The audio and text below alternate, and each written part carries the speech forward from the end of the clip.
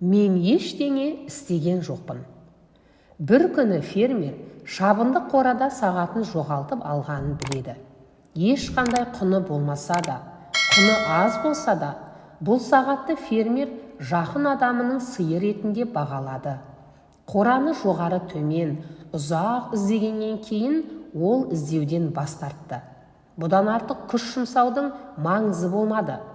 Жақын жерде ойнап жүрген ұлдарды көріп, олардан көмек сұрауға бел буып, сағатын шөп арасынан тауып алған адамға сыйлық беруге уәде берді.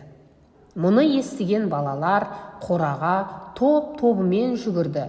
Бүкіл үйіндіні жоғарыдан төмен қарай ақтарып тастады, бірақ сағатты таппады.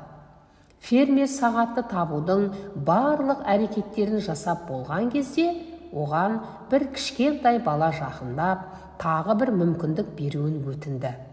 Фермер оған қарап, неге болмасқа, деп ойлады. Әсіресе баланың шын көңілмен сұрағаны байқалды.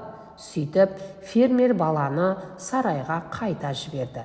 Біраз уақыттан кейін бала сарайдан сағатты қолына ұстап шықты. Фермер таңданысын жасырмады.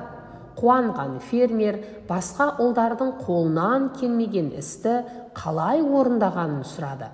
Бала, мен ештеңе істеген жоқпын. Мен жай ғана еденге отырып тыңдадым. Тыныштықта сағаттың тықылдағанын естідім.